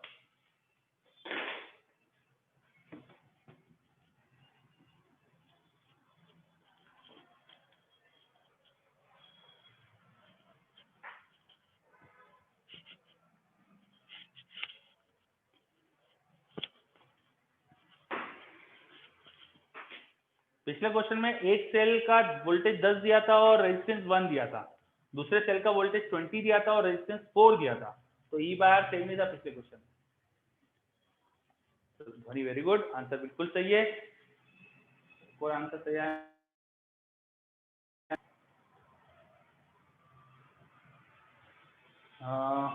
इसके अलावा ऋषभ का भी सही है आंसर, हर्षित का भी सही है आंसर, वेरी गुड।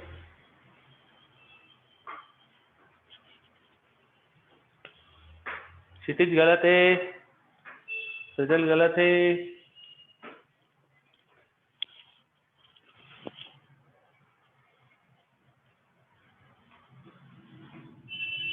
पर्व गलत है, सिलिकॉन डायोड किया है, मधुर सही है, आयुष का गलत है, अभितराज गुड, पर्व अब सही है, अभिमन्यु गुड, देवांश गलत है। चलिए, तो अब की बार क्वेश्चन में चेंज क्या था, ध्यान से देखो आप, मैंने आपको सिलिकॉन डायोड दे दिया है, ठीक है, डायोड इज ऑफ सिलिकॉन। तो सिलिकॉन डायोड कोई आइडियल डायोड थोड़ी होता है, मैंने बता दिया कि सिलिकॉन का है वो, तो उसका आपको पता है कट ऑफ 0.7 होता है। जब तक यहाँ 0.7 का ड्रॉप नहीं होगा, तब तक ये करंट को अलाउ ही नहीं करेगा। आपको अगर इससे करंट फ्लो कराना है तो उसको 0.7 का ड्रॉप देना पड़ेगा। तो यहाँ 1 माइनस 0.7, इसको ड्रॉप मिलेगा ओनली 0.3 वोल्ट का। अच्छा, 0.7 के बाद फिर करंट ज्यादा आ सकता है, ज्यादा पोटेंशियल चेंज नहीं होता।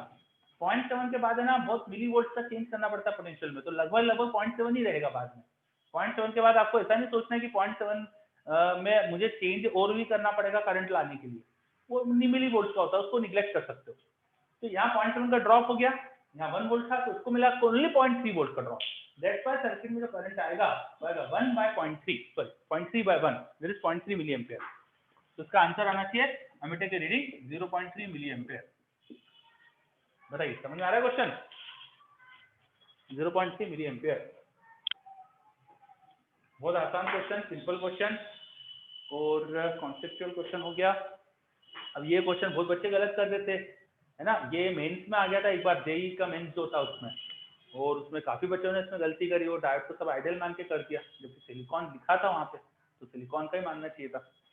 चलिए आगे बढ़ते, अगला क्वेश्चन।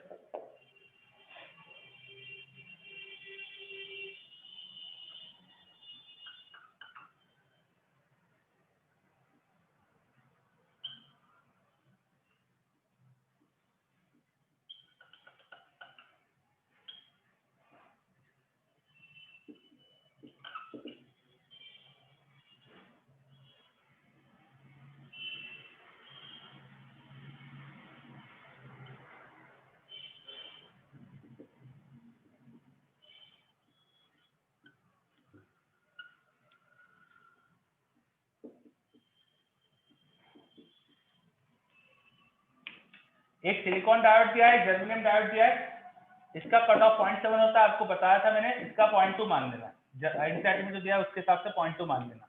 बताओ अब इस सर्किट में कहाँ कितना करंट आएगा, बताओ। इस सर्किट में कहाँ कितना करंट आएगा बताइए।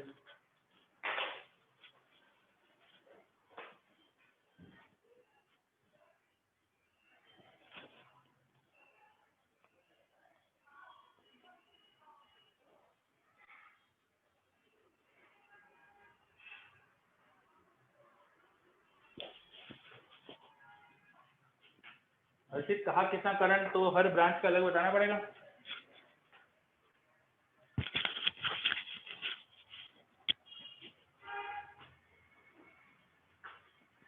No,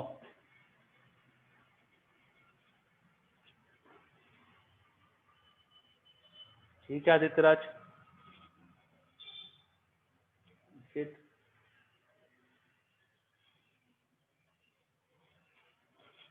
very good. चलिए अभी मैक्सिमम बच्चे मुझे सही आंसर दे रहे हैं। यहाँ 2 वोल्ट का टोटल ड्रॉप था, सिलिकॉन डायोड वर्क करेगा जब उसके अक्रॉस ड्रॉप हो जाए 0.7, यहाँ 0.7, 2 माइनस 0.7, 1.3, इसको 1.3 का ड्रॉप मिला, 2 किलो ओम रेजिस्टेंस, तो करंट आना चाहिए 1.3 मिली एम्पियर। यहाँ 0.2 का ड्रॉप हो गया, इसको मिला 1.8 by 2, 0.9, तो यहाँ 0.9 मिली एम्पियर, बीच में ऐड कर देना 0.9 प्लस 1.3, सर वो 0.65 होगा ना? हाँ 5 by 2 करना है तो 0.65 होगा, बिल्कुल सही। नाउ ऐड दिस टू, तो 1.55 मिली एम्पियर नेट करंट आएगा सेल से, सही है? आ रहा समझ में? यस, है ना।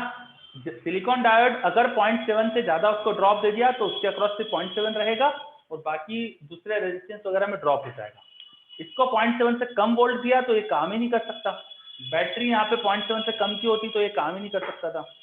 नीचे जर्मेनियम डायोड को कम से कम 0.2 वोल्ट चाहिए, तो यहाँ 0.2 से अगर बड़े बैटरी रहेगी तभी काम करेगा, जर्मेनियम तो काम ही नहीं करेगा, ठीक है। तो सर उस केस में सर्किट ब्रेक कर देंगे ना?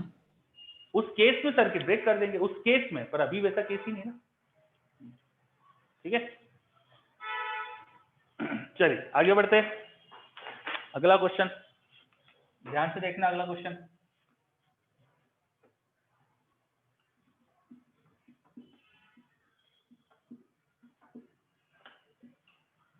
ये सिलिकॉन का है, ये जर्मेनियम का है।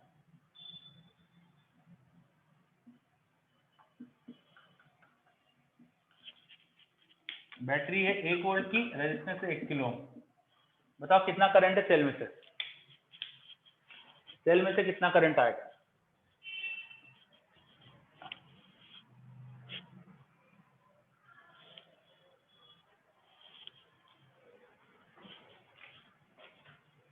अच्छे से सोच समझ के करिए बच्चों।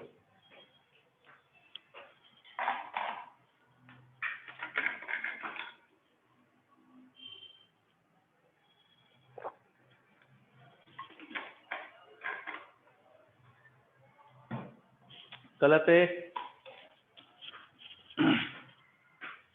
ऋषभ गलत, आदित्य गलत, शिवांगी सही है, सुप्रिया गलत, मधुर गलत, आयुष्का, आदित्यराज गलत। चलिए जिसका सही है बस उसका सही बोल रहा हूँ मैं, अब गलत गलत नहीं बोलूंगा। तो एक अभिमन्यु का सही मिल रहा है मुझको और शिवांगी, अभी 2 आंसर सही आए।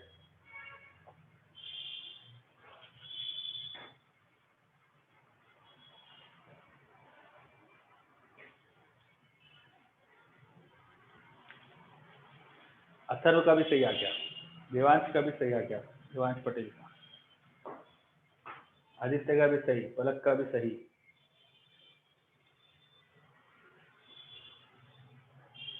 सौम्या सही नहीं, सौम्य सॉरी गलत है, आपका गलत है।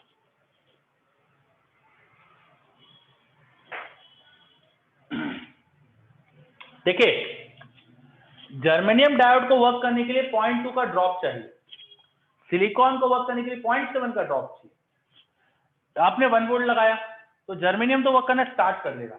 जैसे ही जर्मेनियम वर्क करना स्टार्ट करा तो उसके अक्रॉस जो पोटेंशियल ड्रॉप है वो 0.2 वोल्ट हो गया और वो स्टार्ट कर देगा। ठीक है, वो स्टार्ट कर देगा तो अब वो अपने अक्रॉस और पोटेंशियल बढ़ाने नहीं देगा, क्योंकि आफ्टर डायोड कट ऑफ के बाद ज्यादा पोटेंशियल बढ़ता नहीं उसके अक्रॉस। करंट आप बहुत सारा फ्लो करा सकते हो उसमें से, पर पोटेंशियल ड्रॉप ज्यादा चेंज नहीं होता। तो इसके अक्रॉस 0.2 ही रह जाएगा पोटेंशियल, तो ऊपर भी 0.2 रहेगा भाई, ये 0.2 से बढ़ ही नहीं पाएगा इसका पोटेंशियल ड्रॉप। तो फिर करंट केवल जर्मेनियम से ऐसा फ्लो कर जाएगा इस तरह से सर्किट में करंट फ्लो कर जाएगा। सर्किट में एक बार करंट ऐसा आ गया, जर्मेनियम का 0.2 हो गया तो 0.7 तक पहुंचेगा ही क्यों सिलिकॉन का, यहाँ पे ड्रॉप 0.2 तक ही नहीं जाएगा, तो सिलिकॉन डायोड एक्ट ही नहीं करेगा, स्टार्ट ही नहीं होगा काम करना। काम ही क्या कर रहा है सिलिकॉन डायोड, काम ही नहीं कर रहा है, उससे करंट ही नहीं है, करंट तो नीचे जर्मेनियम से जा रहा है केवल, तो ऐसा सर्किट में करंट जाएगा। ठीक है, तो यहाँ 1 वोल्ट माइनस 0.2, इस रेजिस्टेंस को ड्रॉप मिलेगा 0.8 वोल्ट का, हेंस करंट आ जाएगा हमारे पास 0.8 by 1 that is 0.8 milliampere. Answer लाया क्वेश्चन समझ में? Yes sir. Okay very good. चलिए अगला क्वेश्चन। जब तक कहा नहीं जाए सिलिकॉन में जर्मेनियम मानना मत, ठीक है, आइडियल मान के चलना जब तक कुछ कहा नहीं जाए क्वेश्चन।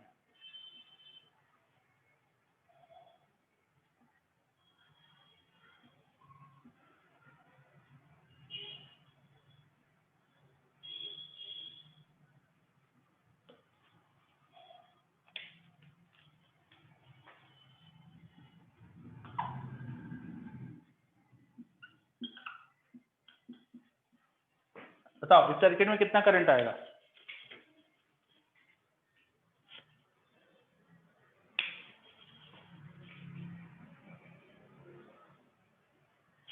इस सर्किट में कितना करंट आएगा?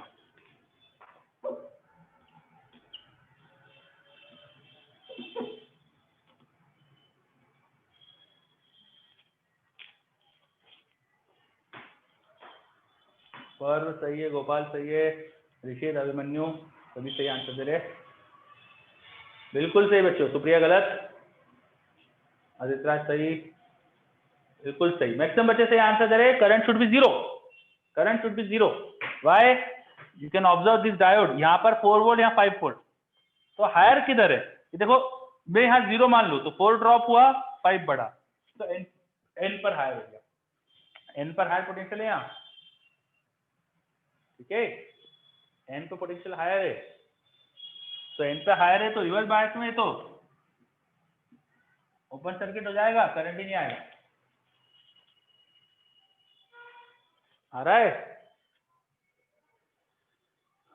समझ में आ रहा है? नहीं आया? अरे आप देखो ना, दो सेल लगा है, ये सेल भी तो है 4 वोल्ट का, ठीक है। आप देखो इस एन से चल के पी तक आओगे तो पोटेंशियल कितना बढ़ेगा या कितना कम होगा? एन से चल के पी आ रहे तो पहले 5 का ड्रॉप हुआ, फिर 4 का बढ़ा, मतलब नेट में -1। एन से पी जा रहे तो -1 पोटेंशियल ड्रॉप, दिख रहा है?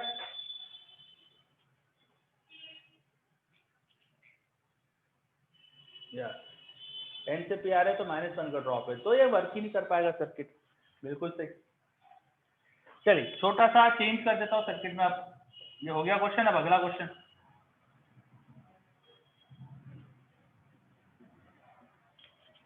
अब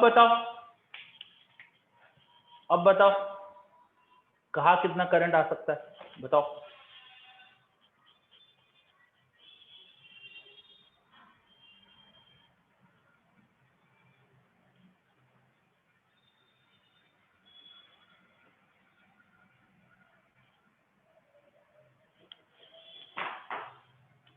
तो समझ के आंसर देना, जल्दबाजी नहीं करना।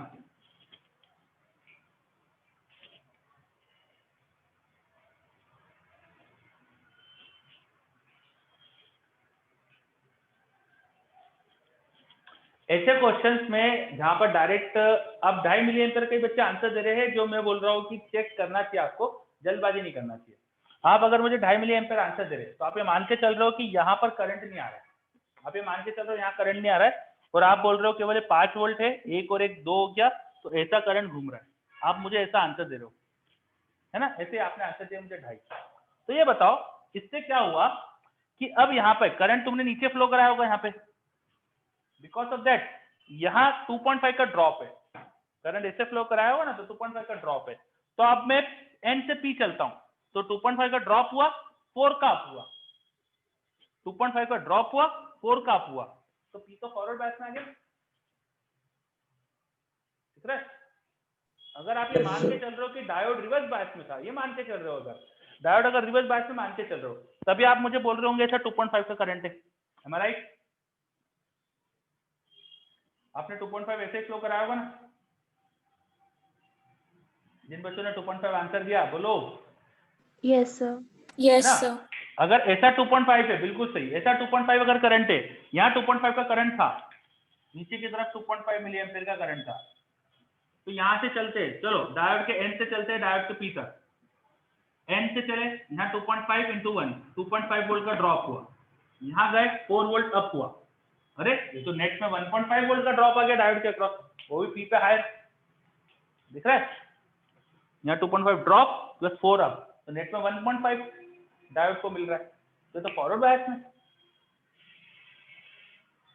दिखा क्या? यस सर, आ गया। तो this diode is in forward bias, ये फॉरवर्ड बायस में है ना। पिछला क्वेश्चन मैंने दिया था घुमाने के लिए और आप घूम गए,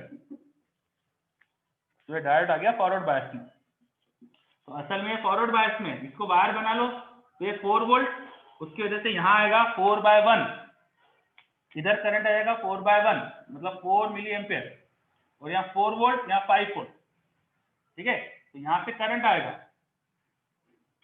कितना आएगा आप देख सकते हैं, यहाँ 4 वोल्ट का ड्रॉप, 4 वोल्ट, यहाँ 5 वोल्ट, तो उसको 1 वोल्ट का वो मिल जाएगा पोटेंशियल ड्रॉप, तो यहाँ 1 मिली एम्पियर करंट आएगा इसका, यहाँ से 1 मिली एम्पियर आया, उधर 4 गया, तो नीचे से 3 आया, ऐसा सर्किट बन गया। सर इसको देखने का यही तरीका है कि और कोई तरीके से भी देख सकते हैं अपन? सबसे बढ़िया तरीका यही होता है, पहले मान लो डायोड फॉरवर्ड बायस में नहीं है, रिवर्स बायस में, और चेक करो कि उसका पोटेंशियल ड्रॉप क्या है। डायोड को पहले रिवर्स बायस में मानो और चेक करो पोटेंशियल ड्रॉप क्या है। वो पोटेंशियल ड्रॉप अभी मैंने चेक करा था, तो ये फॉरवर्ड बायस में आ गया था, तो उसको फॉरवर्ड बायस में मान लो, फिर ये वायर मान लो, और ये वायर मान के फिर सर्किट सॉल्व कर दो,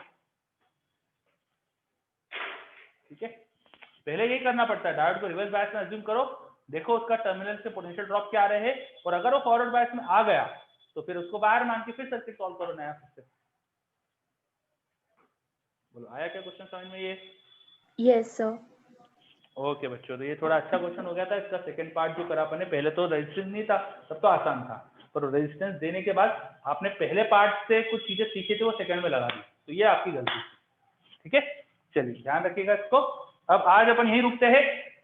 आज अपन ने डायोड और उसके बेसिक सर्किट वगैरह देख लिए। अब डायोड के एप्लीकेशन पे आएंगे अपन। तो डायोड का एक बहुत इंपॉर्टेंट एप्लीकेशन होता है रेक्टिफायर। रेक्टिफायर वो पढ़ेंगे अपन। फिर अगली क्लास में हम जेनर डायोड पढ़ेंगे, एलईडी क्या होती है वो पढ़ेंगे, सोलर सेल पढ़ेंगे, ये सब चीजें पढ़ने वाले। तो ये सब आप पढ़ते रहिएगा एनसीईआरटी से। रेक्टिफायर की वर्किंग, सोलर सेल, एलईडी, है ना, ये सारी चीज पढ़ते रहिएगा। क्लियर? और आज जितना पढ़ा वो थ्योरी भी रिवाइज करके आइएगा। चलिए बच्चों, तो नेक्स्ट क्लास में मिलते हैं अपन। आज फिर यहीं रुकते हैं। Thank you all of you, bye सबको, थैंक यू। किसी ने हैंड रेज कर, सजल बोलिए, कोई डाउट है? सजल कोई डाउट है? Yes sir. हाँ बोलिए सर, ये कट ऑफ पोटेंशियल क्यों आता है ये समझ नहीं है। कट ऑफ पोटेंशियल क्यों आता है? Yes sir. वो रिवर्स इलेक्ट्रिक फील्ड थी ना वहां पे हमारे पास डायोड में, एन से पी की तरफ एक रिवर्स इलेक्ट्रिक फील्ड थी। तो जब तक एक्सटर्नल उसको ओवरकम नहीं करेगी तब तक तो करंट ज्यादा फ्लो ही नहीं कर सकता डायोड में से। तो ये तो जो जंक्शन पोटेंशियल ड्रॉप था एक तरह से, उससे ज्यादा आपको पोटेंशियल ड्रॉप लगाना पड़ेगा, तब डिफ्यूजन ज्यादा होगा। अदरवाइज डिफ्यूजन रुक नहीं पाए, डिफ्यूजन कंट्रोल्ड रहेगा, कम रहेगा। बस वही था रीजन इसका। चलिए, तो नेक्स्ट क्लास में मिलते हैं आप। सर एक और डाउट है। हाँ हाँ बोलिए बोलिए। पीएन जंक्शन को एसी में लगा दे, एक ही में लगा दे मतलब डीसी सप्लाई की जगह एसी सप्लाई, हाँ तो क्या होगा? बहुत अच्छा क्वेश्चन है आपका, बहुत अच्छा क्वेश्चन है। आप बताओ इसका आंसर। मैं क्वेश्चन देने वाला था, आज पर टाइम नहीं बचा, मैं आज ही कराने वाला था, तो ये मैं आपको दूंगा क्वेश्चन। ठीक है, आप सोच के आना। ठीक है, चलिए, और कोई डाउट? तो ये सोच के आना सभी बच्चों। हाँ बिल्कुल सही सोच रहे हो बच्चे, बिल्कुल सही। चलिए, नेक्स्ट क्लास में यही करने वाले अपन, तो आज ज्यादा नहीं करते, अगली क्लास में यही चीज करेंगे। Okay, any other doubt?